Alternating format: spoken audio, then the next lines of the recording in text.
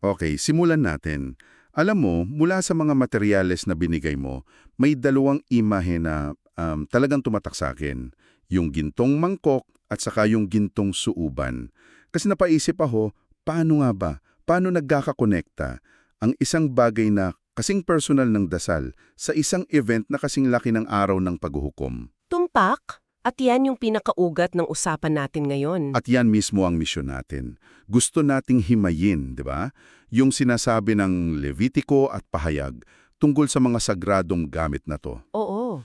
Ang gusto nating maalaman ay yung mismong koneksyon sa pagitan ng panalangin, ng pagbabayad sala o atonement, at saka nung pagbuhos ng galit ng Diyos. Parang ang layo nila sa isa't isa. Mukhang magkakaiba. Pero yung gintong mangkok at suuban, yung Geyumdejop at Gyumhyangro, yan mismo yung nagsisilbing tulay. Ah, okay. Tulay sa pagitan ng seremonya sa lumang tipan, lalo na sa araw ng katubusan at yung mga pangyayari sa huling araw sa aklat ng pahayag. Ang titingnan natin ay paano ang isang simpleng panalangin ay nagiging, kumbaga, mitsa para sa isang napakalaking kaganapang kosmiko. Wow! Sige, gusto ko yan. Paano natin sisimulan yung paghimay dito? Okay, kailangan nating magsimula sa kusina, wika nga, kung saan inihahanda ang lahat. Sa tabernakulo. Sa tabernakulo. May dalawang mahalagang altar doon. Una, yung nasa labas, yung tansong altar ng handog na sinusunog. Sa mga material mo, yan yung not beyond Jedan. Okay, tansong altar sa labas. Dito yung sakripisyo. Dito yung sakripisyo at higit sa lahat, dito kinukuha yung apoy. Tandaan mo yan, dito galing yung apoy. Sige, yun ang una. Ano yung pangalawa? Ang pangalawa, nasa loob na, sa harap mismo ng kabanal-banalang dako. Ito yung gintong dambana ng kamangyan o yung Gyembunyangdan. So, altar sa labas at altar sa loob para mas madali. Oo, mas madali. At yung apoy mula sa altar sa labas, dinadala yan sa altar sa loob para sunugin yung kamangyan. At yung mabangong usok, yun ang umaakyat sa harapan ng Diyos. Okay, malinaw. Apoy galing labas, dinadala sa loob. So, saan ngayon pumapasok sa eksena yung suuban at mangkok? Ano ang laman ng mga yan? Dito na nagiging napaka-interesante. Ang gintong suuban, yung sensor, yan yung lalagyan ng apoy. Ah, okay. Yung parang bitbitin. Oo, yung tagadala ng baga mula sa tangsong altar sa labas. Kaya ang laman nito ayon sa material mo ay yung pabango mula sa tangsong altar, yung init, yung diwa ng sakripisyo. Okay. Yung gintong mangkok? Yung gintong mangkok naman ayon sa Levitiko, laman yan ay pinong mabangong kamangyan. Sige. Supan para sa apoy, mangkok para sa kamangyan. Pero parang sa pahayag, nag-iba yung laman ng mangkok, tama ba? Eksakto! Doon nagkaroon ng upgrade, kumbaga. Sa aklat ng pahayag, hindi na lang siya basta kamangyan. Ano na siya? Direktang sinabi na ang laman ng mga gintong mangkok ay ang mga panalangin ng mga banal. Ah, so may formula na tayong nabubuo. Sa lumang tipan, apoy mula sa altar sa labas plus kamangyan. Pagdating sa pahayag, ang formula ay apoy mula sa altar sa labas plus panalangin ng mga banal. Sandali. So, ang lumalabas dito, yung panalangin, yun na yung nagiging kamangyan sa katapusan ng panahon. Yun na mismo. Ibig sabihin, hindi lang pala basta naghihintay ang mga banal. Sila sa pamamagitan ng dasal nila ang mismong kumakatok sa langit at nagsasabing oras na. Hindi lang sila kumakatok, sila yung nagbibigay ng sangkap. Wow! So ang panalangin pala ay hindi lang pagsusumamo, kundi isang hudyat, ito ang pangunahing sangkap para umandar yung makina ng paghuhukom. Hindi lang sangkap, ito yung ignition key. Grabe! Kung ganoon pala kabigat yung papel ng mga dasal, anong klaseng panalangin ba to? Siguro naman hindi ito yung dasal na, Lord, bigyan niyo po ako ng bagong kotse. Tiyak na hindi. Ikinokonekta yan ng mga source mo ng direkta sa sigaw ng mga martir. Yung mga nakita sa ilalim ng dambana sa Pahayag chapter 6. Ah, yung sumisigaw ng hanggang kailan? Sila nga, yung sumisigaw ng hanggang kailan o Panginoon na banal at totoo, hindi mo hahatulan at ipaghihiganti ang aming dugo. isang panawagan para sa hustisya. Pero di ba parang medyo mapaghiganti pakinggan na ang dasal ng mga banal ay para sa paghuhukom? Akala ko ba yung turo ay love your enemies? Paano natin ipagkakasundo yung dalawang ideyang yan? Magandang tanong yan, kasi madaling ma-misinterpret. Yung sigaw nila ay hindi para sa personal na revenge. Okay. Ito ay isang panawagan na itama yung baluktot na sistema ng mundo. Isang hiling na ang katarungan ng Diyos ang mamayani. At may prinsipyo dyan. Ano yun? Tanging ang mga namuhay at namatay ayon sa kautusan ang may moral na karapatan na hilingin hatulan ang mundo batay sa parehong kautusan. Okay, I see the logic.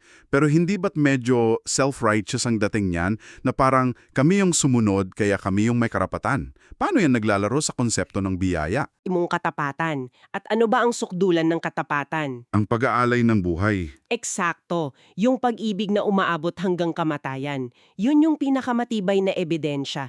Kaya ang panalangin ng mga martyr, hindi siya self-righteous. Ito ay testimonya na napatunayan na. Kaya may pambihirang bigat ang mga salita nila. Okay, gets ko na.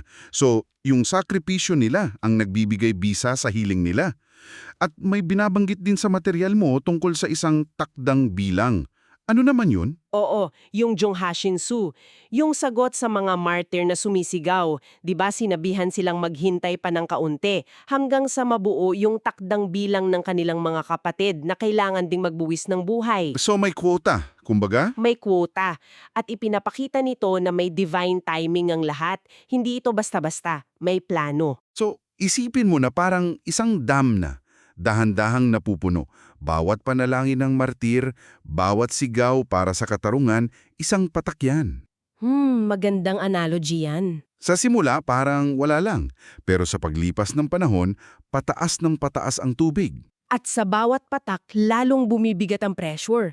Kung ganoon pala kabigat ang dasal na yan, saan at kailan natin eksaktong lasikita sa pahayag na nagsimulang umikot ang mga pangyayari dahil dito? Diyan na nga tayo pupunta. I-layout natin yung timeline. Ayon sa mga teksto mo, ang lahat ay nagsisimula pagkatapos buksan yung ikapitong tatak. Yung may katahimikan sa langit. Oo, sa sandaling iyon ng katahimikan, isang anghel ang lumapit sa altar na may hawak na gintong suuban.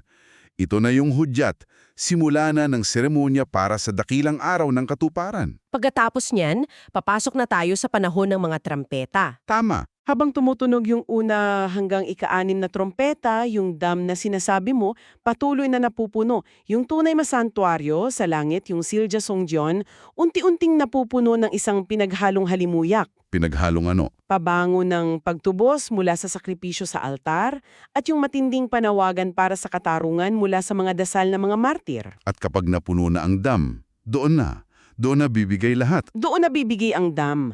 Sa pagtunog ng ikapitong trompeta, kapag napuno na ang sanktuaryo at nabuo na ang takdang bilang, isang radikal na pagbabago ang nangyari. Ano yon? Yung tubig na dating simbolo ng pagsusumamo, siya na ring magiging bahan ng paghukom. At paano nangyayari yung pagbabago? Ito ba yung sinasabi na yung mangkok ng panalangin ay nagiging mangkok ng puot? Yan yung isa sa mga pinakadramatikong eksena. Isa sa 4 na nilalang na buhay ang mag-aabot sa 7 anghel ng 7 gintong mangkok. At ang laman, puno ng puot ng Diyos. Yung 7 huling salot. Yun na yun. Ngayon may 2 pananaw dyan. Una, yung mga mangkok ng panalangin na hawak ng 24 na matatanda, yun din mismo yung literal na nag-transform at naging mangkok ng puot. Okay, yun yung isang view. At ang pangalawa? Ang pangalawa, magkaibang set ng mangkok ito. Pero, ang laman ng pangalawang set ay direktang resulta ng pagkapuno ng unang set. So cause and effect pa rin. Oo, anuman ang interpretasyon mo, ang punto ay hindi nagbabago at ito yung pinakamahalaga. Hindi bumuhos ang hatol ng Diyos mula sa kawalan.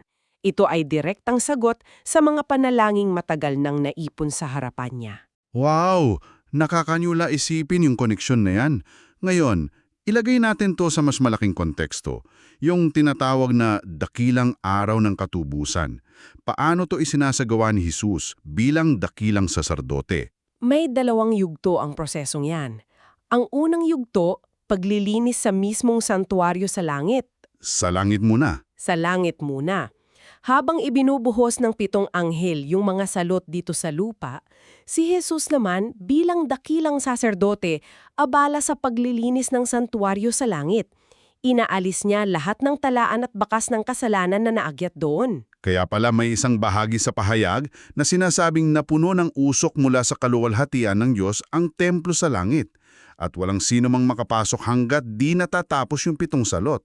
Eksakto, kasi may nagaganap na napakasagradong paglilinis sa loob. Isipin mo na parang isang malaking operasyon.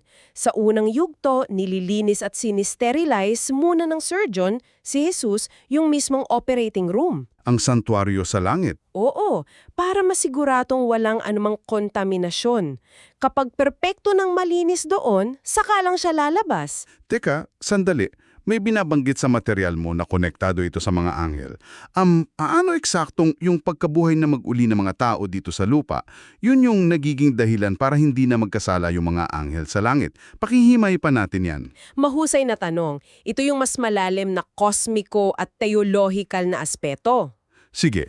Ayon sa mga pinag-aaralan mo, ang kasalanan ay nagsimula sa langit, di ba? Sa pagrebelde ni Lucifer. Nagtanim siya ng pagdududa tungkol sa katarungan at pag-ibig ng Diyos. Okay. Ang buong kasaysayan ng sangkatauhan ay nagsilbing isang Exhibit A sa harap ng buong universo. Ang unang pag-abuhay na mag-uuli na nangyayari sa ika-7 trompeta ay ang pagtatanghal ng mga taong nagtagumpay laban sa kasalanan at kamatayan sa pamamagitan ng pananampalataya. Sila yung mga martir na pinag-usapan natin kanina? Sila nga. Ang tagumpay nila ang pinalang ebidensya sa lahat ng nilalang sa langit, kasama ang mga anghel na ang paraan ng Diyos ay tunay na matuwid at ang kanyang pag-ibig ay sapat. Pinatutunayan nito na posibleng piliin ng kabutihan kahit sa gitna ng matinding pagsubok. Ito yung nag-aalis ng anumang natitirang duda sa isipan ng mga anghel. Dahil dito, yung malayang kalooban o free will nila ay nagiging perpekto. Hindi dahil pinilit, kundi dahil lubusan na nilang naunawaan at pinili ang panig ng Diyos. Yan yung paglilinis sa langit. Wow! Okay, malinaw na ngayon. Grabe yung lalim. So, nalinis na ang operating room sa langit. Ano na ang ikalawang yugto? Ang ikalawang yugto ay ang paglilinis naman sa Hades, na sinisimbolo ng tansong altar sa labas. So, bababa na sa lupa? Pagkatapos malinis ang langit, bababa na si Jesus sa lupa. Yan yung tinatawag na ground advent, nakasunod ng air advent. Dito na niya haharapin ang mismong pinagmumulan ng kasalanan sa lupa. At payo niya ito lilinisin? Sa pamamagitan ng direktang paghatol, yung halimaw at yung bulaang propeta parehong itatapon sa lawang apoy. Ito ang simbolikong paglilinis sa altar ng handog na sinusunog. Okay, sige, i-recap natin ang buong proseso para makita natin yung kabuuan. Sige. Una, nagsimula sa pag-akyat ng mga pananalangin ng mga martir na humihingi ng katarungan na hinalo sa apoy ng sakripisyo. Tama. Pangalawa, nang mapuno na ito, nag-trigger to sa pagbuhos ng 7 salot sa lupa, habang kasabay nito, nililinis ni Jesus yung santuaryo sa langit.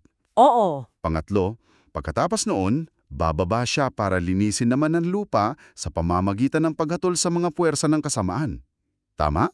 Kumpleto. At may isang huling hakbang pa. Ano yun? Pagkatapos malinis ang santuaryo sa langit at ang altar sa lupa, ang huling gagawin ay harapin yung orihinal na may sala. Si Satanas, yung sinisimbolo ng scapegoat o Azazel goat, ay itatali at itatapon sa kalaliman sa loob ng 1,000 taon. Isang kumpletong proseso ng paglilinis. Mula sa pinakamataas na langit hanggang sa kailaliman ng lupa. Grabe, mula sa isang simpleng imahe ng gintong mangkok at suban, nabuo natin ang isang napakakomplikado at detalyadong proseso. Nakikita natin kung paano yung mga dasal ng mga nagtitiis, hindi lang yan basta salita. Hindi talaga. Aktibong puwersa pala yan na nagiging mitsa para sa huling paghuhukom at sa pagpapanumbalik ng kaayusan sa buong isang nilihangga. At pansinin mo yung duality ng apoy mula sa altar. Ito yung talagang nakakamangha. Sige. Yung apoy ding iyon, na nagpapaakyat ng mabangong samyo ng pagtubos at panalangin patungo sa trono ng Diyos. Oo. Ay ang apoy ding iyon na ibinabato pabalik sa lupa bilang hatol. Wow, teka. So yung apoy na nagpapaakyat ng mabangong samyo ng panalangin sa langit, yun din mismo ang apoy na ibabato pabalik sa lupa bilang hatol. Nakakalula isipin yung duality na yan. Parang isang barya na may dalawang mukha. Ibig sabihin, ang biyaya at paghuhukom ay hindi magkahiwalay na bagay. Magkaugnay sila. Nagmumula sila sa iisang source, ang kabanalan at katarungan ng Diyos. Yung paghuhukom ay hindi arbitraryo. Ito yung logical na resulta kapag ang kasamaan ay direktang humarap sa kabanalan. Ang parehong apoy na nagliinis ay siya ring apoy na tumutupok. At nagiiwan ito sa atin ng isang pangwakas na kaisipan para pag-isipan mo. Kung ang mga panalangin ng mga tapat, lalo na ng mga handang isakripisyo ang lahat para sa katotohanan, ang siyang naguudyok sa huling paghuhukom, ano ang sinasabi nito tungkol sa kapangyarihan at sa responsibilidad na taglay ng bawat panalangin na umaakyat sa langit ngayon?